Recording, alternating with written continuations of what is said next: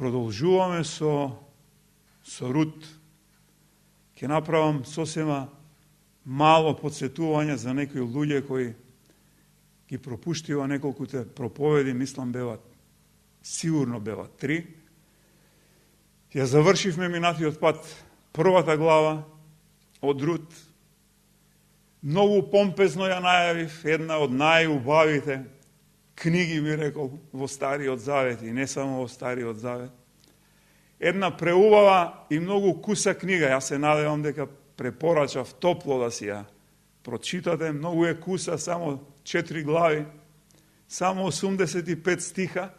Се чита многу лесно, се чита многу питко. И преубава, би рекол, љубовна сторија. Така ја најавував. Кажав за Рут дека е толку богата да може да направите многу различни проповеди. Јас се обидов овој текст дава повторно, ќе кажам, многу. Текстот е премногу богат. Текстот ви дава можност за многу нешта кои што се многу актуелни, би рекол и денеска, после можеби повеќе од 3000 години, како да е пишувана сега. Говорев накусо дека првиот наслов на првата проповед од Рут, кажав дека тешките избори секој пат водат до тешки последици. Говорев тогаш за 3 принципа во однос на тие неколку стиха, во однос на тоа семејство водено од мажот, би рекол, кој ја има таа одговорност до ден денешен, да биде не случајно глава на семејството, не случајно да го води семејството. И видовме дека Елимелех донесе една одлука, само една и единствена, таа ја разгледавме, да го напушти Витлеем, или како што го нарекуваат куќата на левот, поради тоа што имаше суша, поради тоа што луѓето немала што да јадат, и да го дигне своето семејство, својата сопруга и нивните 2 сина, и да забине во Моавските полиња. Моавските полиња на 70 на километри од Витлеем и од Јудеја.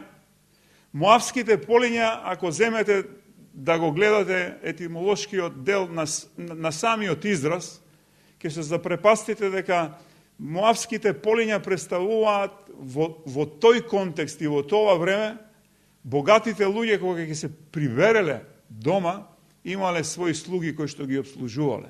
И обично стопанинот кога ќе се приберел дома, некој доваѓал со леген, со лавор, му ги собивал, му ги мијал нозете.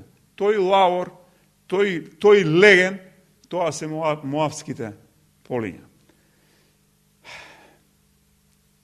Тагата да биде уште поголема, Елимелех не отиде на кратка печалба, како што обично бидува.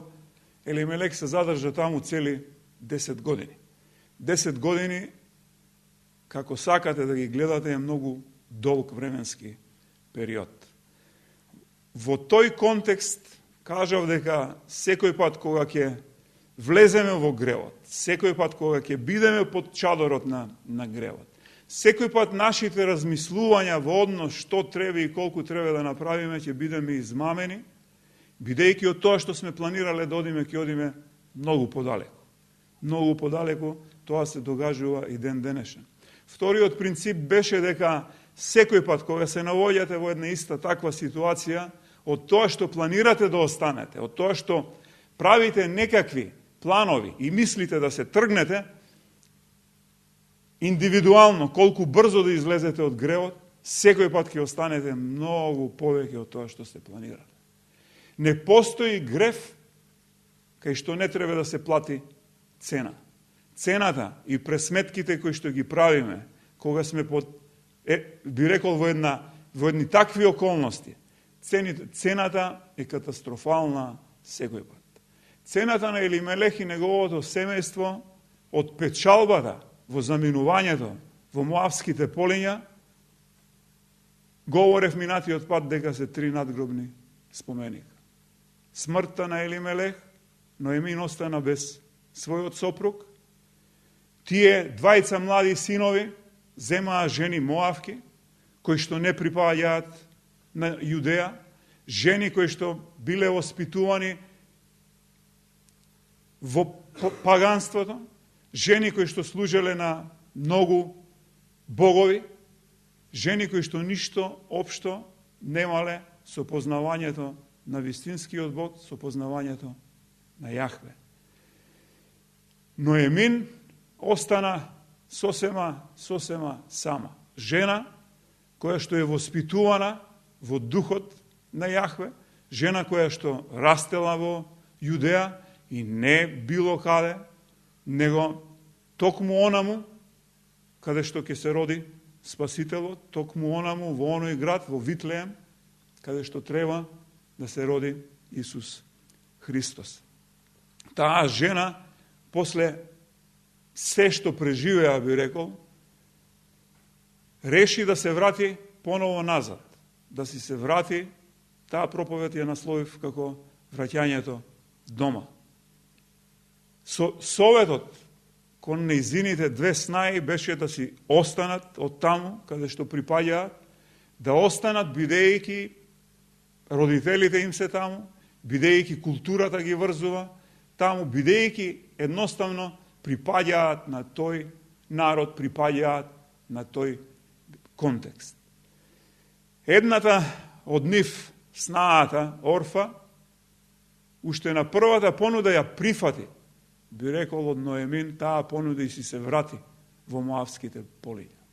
Меѓутоа беше многу силен одговор даде Рут, која што на својата свекрва, нашки кажано, таа кажа дека таму каде што ќе одиш ти, таму ќе одам и јас.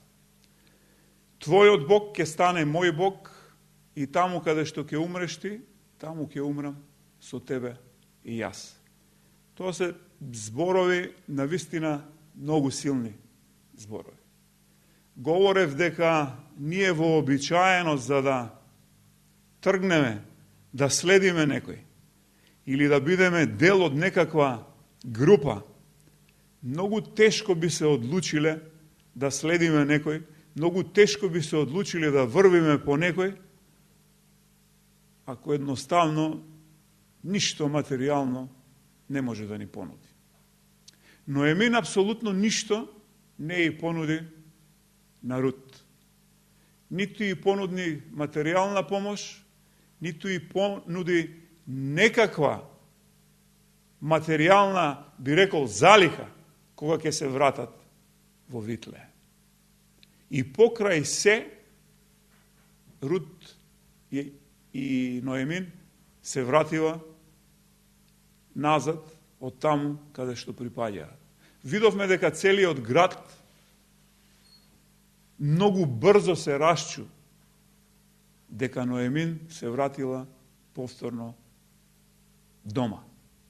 Враќањето беше катастрофално од многу причини, бидејќи велат од лошото, најлошото во разбирањето нивно тогаш е тоа што едно што немаш се враќаш без маж, меѓутоа се враќаш и назад без своите два сина.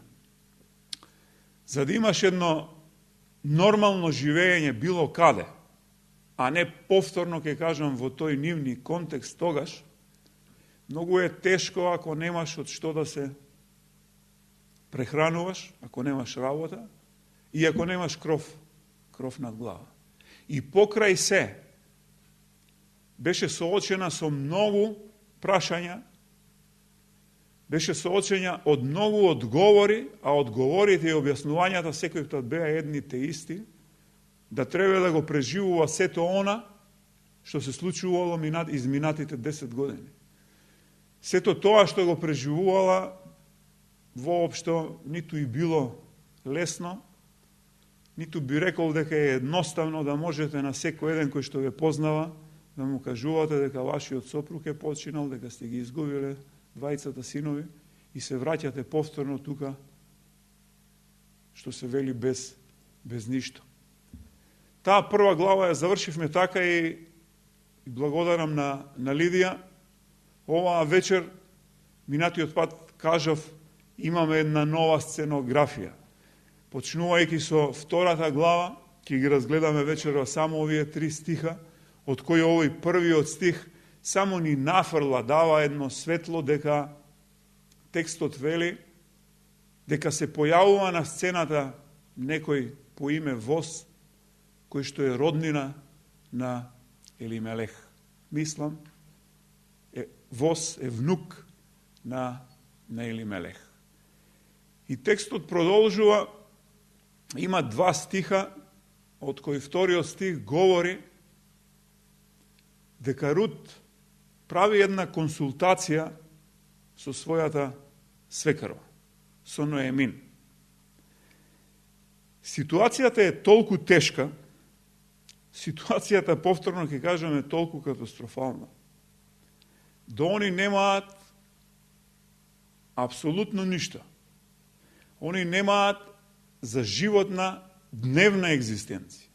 Апсолутно никаква прехрана, апсолутно ништо за еден нормален живот. Рут ја прашува својата свекрва дали ќе ја дозволи да оди по полињата во Витлеем, сега, кога е времето на жетва, кога се жнее пченката и пченицата, да оди по нивите и тоа што останува, да може да го собира и да биде, што се вели, на благослов на Ноемин и да можат да се прехранат. Ја не знам дали може да се ставите во состојбата на Рут. Многу е тешко да влезете во една таква, би рекол, состојба. Тоа што останува по нивите, останува, текстот вели за вдовици, останува за оние кои што се навистина сиромашни и оние кои што се соочуваат со една вистинска беда. Тешко е да ме познаваат во градот и уште потешко е да отидам по нивите и да почнам позади жетварите да собирам тоа што останува. Минатиот пат се поставуваше едно прашање и ја го потенцирав, зошто Бог чекаше толку долго? Зошто Бог чекаше 10 години и зошто Бог, како многумина, секој пат за се е виновен Бог? Секој пат имам предвид, без разлика дали верувате во Бог или не верувате во Бог. И оние кои што не веруваат во Бог, кога ќе се соочат со една ваква ситуација како Ноемин, да го изгуби својот сопруг, да ги изгуби своите 2 синови, секој пат вината е упатена кон Бог. Што е тоа што се случи да Ноемин се врати после 10 години назад? Јас кажав дека и Словото вели дека платата за гревот секој пат е смрт. И потенцирав и објаснив дека не секој пат треба да разбираме дека поради некаков грев секој пат ќе се одземе некаков човечки живот или ќе имаме некаква смрт како во овој случај. Но секој пат треба да разбираме дека платата за гревот е смрт, но не како што велам дека ќе почине жив човек. Јас кажав дека смртта може да биде карактеристична за многу нешто.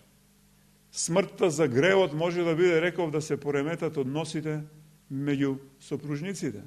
Смртта како казна и плата за греот може да биде помеѓу двајца млади луѓе. Смртта може да биде помеѓу родители и деца. Во тој контекст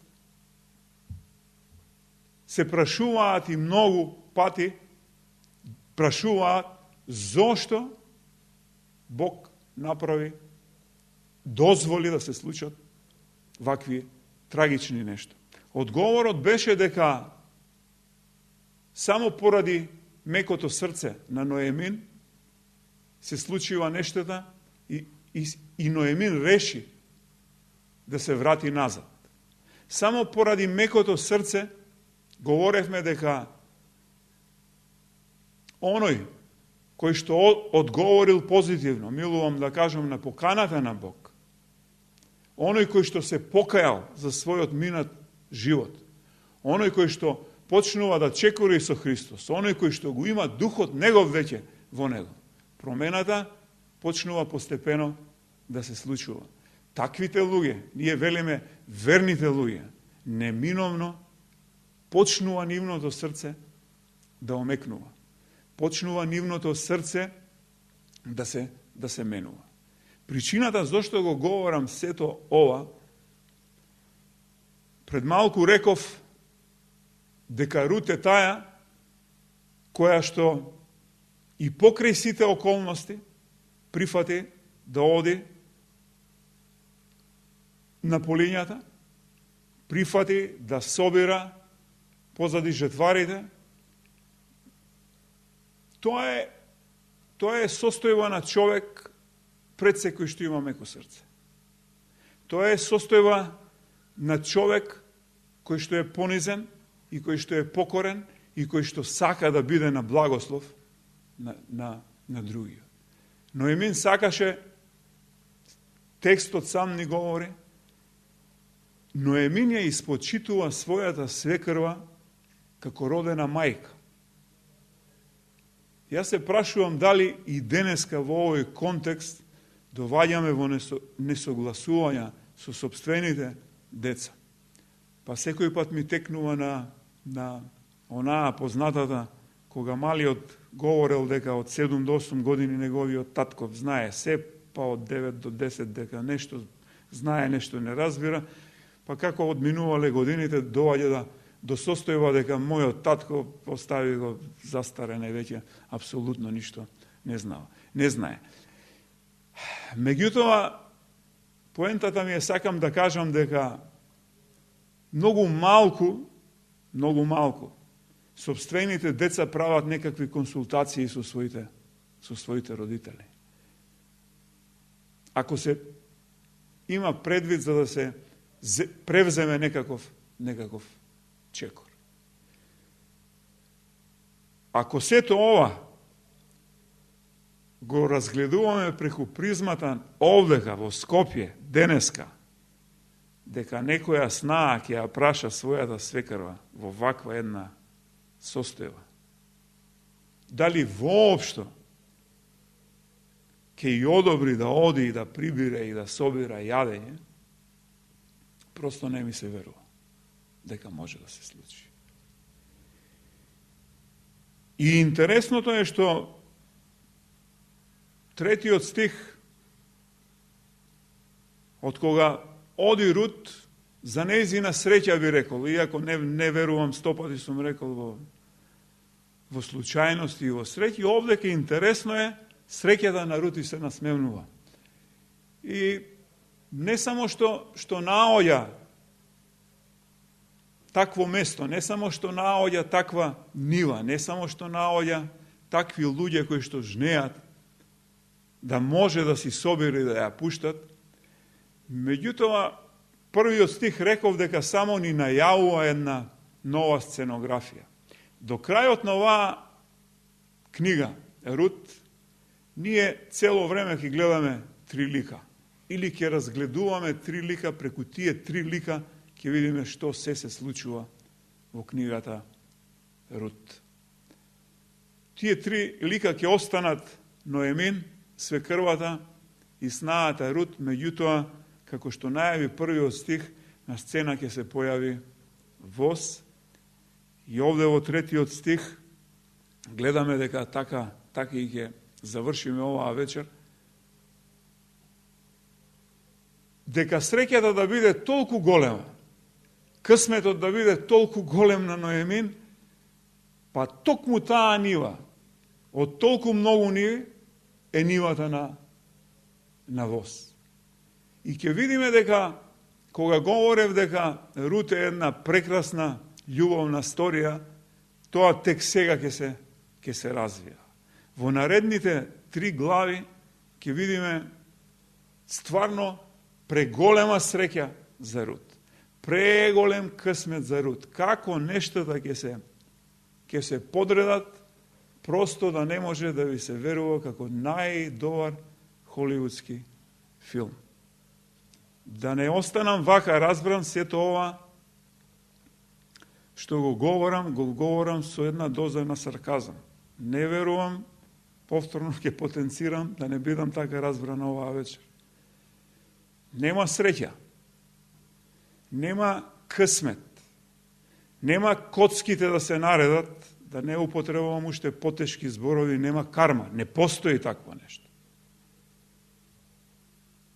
во овој свет. Јас не верувам. Како човек кој што верува во Словото Божјо и се трудиме и се собираме да се поучуваме со една единствена цел, за да може тоа да го живееме и да правиме една подготовка од овој живот за во вечноста и во Царството Божјо. Таква опција не можам да видам во Библијата. Вечерашниот наслов на оваа моја беседа, на оваа моја вечерашна проповед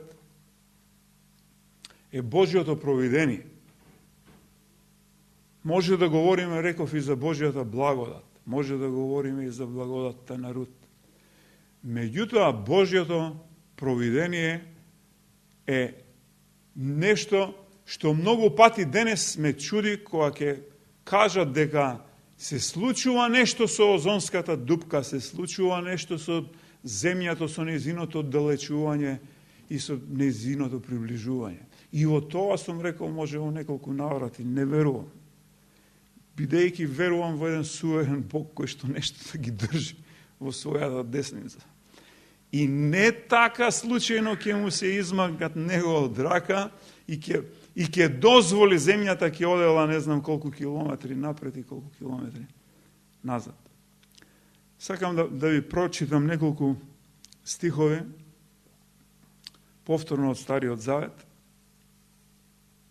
од Левит, од Петокнижието, како што велат јудеите. Да ви прочитам нешто од Левит и од Второзаконие, или од 3 Мојсеева и од 5 Мојсеја. Левит 19 глава, од 9 до 10 стих, вели вака. Кога ја собирате жетвата од земјата своја, немој да ја жнееш нивата своја докрај, и паднатите класја од жетвата своја не собирај ги, а и лозјето своје не собирај го до зрно, и паднатите зрна од берењето не собирај ги. Остави ги за сиромавиот, остави ги за придојдениот, јас сум Господ, вашиот Бог, вели текстот. Во Второзаконие, 5 Мојсеева, 24 глава, од 19 до 22 стих се вели вака. Кога жнееш на нивата своја во твоето поле и заборавиш сноп на нивата твоја, не враќај се да го земеш. Тој нека остане за придојдениот, за сиромавиот, за вдовицата, за да те благослови Господ твојот Бог во сите работи на рацете твои. Кога ги береш маслинките своји, не враќај се за да ги добереш останатите, тие нека останат за придојдениот, за сиромавиот и за вдовицата. Па сети се дека и ти беше роб во египетската земја. Затоа и ти заповедам да го правиш ова. Кога го береш лозјето свое, не го бери докрај, она што ќе остане по тебе, нека остане тоа за дојдениот, за сиромавиот и за вдовицата. Ова е късметот, ова е среќата, како што ја нарекуваат многи. Ова се наредените коцки, ова е кармата на Рут. И тек ќе се развива. Тек ќе видиме каков голем късмет, повторно зборам, во контекст на сарказам. Ова кога е пишувано Левит,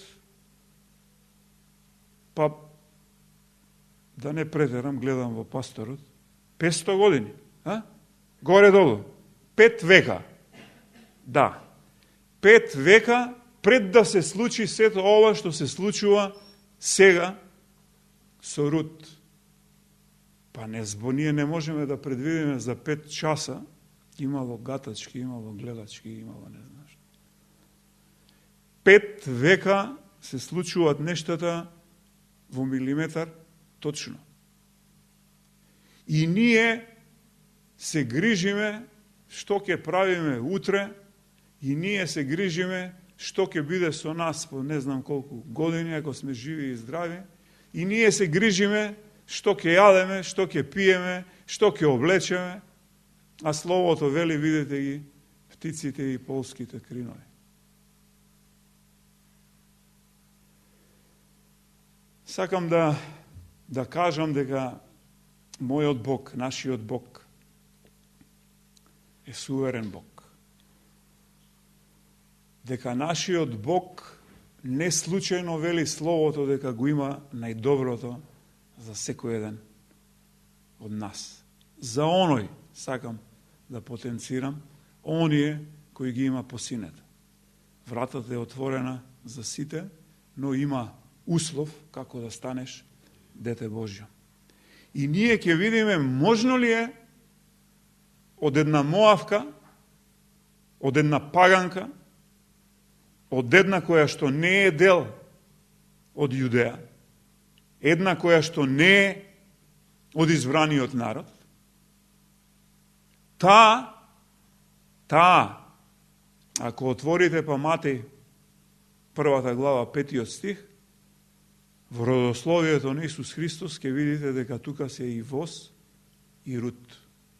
Рут, повторно ќе кажам, некој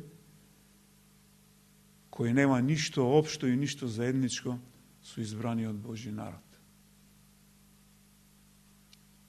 Само сето ова, знаејќи како се развива понатака целата историја, и до сега како се случуваат нештата, само ме потикнува на уште, би рекол, поревносна служба за Господ Исус Христос.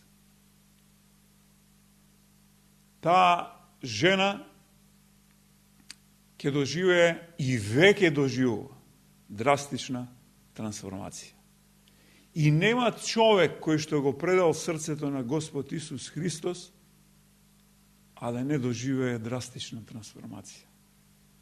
Ако некој говорат дека има такви кои што не доживуваат драстична трансформација,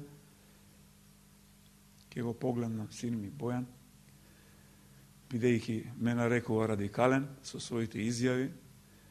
Таквиот кои што нема трансформација, таквиот прашање колку е Христов. Така да мојата и покана и желба до сите вас, така и почнав оваа вечер, дека кога ќе ве видам, ви се радувам.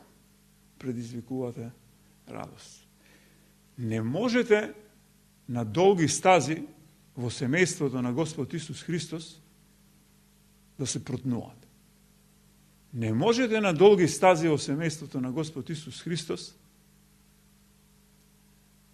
да се мамиме или да не мамите. Не можете.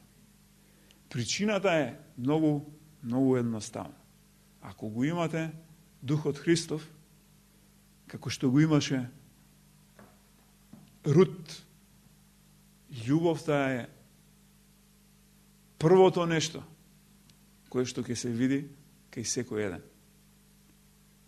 Љубовта е таа која што отклучува, би рекол, нешто друго кај нас. Љубовта е таа која што го отклучува, ја отклучува понизноста. Љубовта е таа која што ве тера однатре да сакате да мислите за другиот. Така да немој да ја пропуштате следната епизода од Рут, бидејќи ќе станува многу интересно. Ќе завршам така да видите каква е среќата. Што значи да имате среќа? Повторно се шегувам. Божјата промисла за секој еден од нас многу одамна е испланирана и Бог за секој еден од нас, пак ќе кажам, го има најдоброто. Наш е изборот. Дали ќе направиме чекор на вера, дали ќе направиме чекор да се движиме и да веруваме во тој правец, или многу пати сум рекол, трета опција нема, многумина сакаат да има некое сивило, нема сивило. Или сте под чадорот на Христос, или сте под чадорот на Сатана.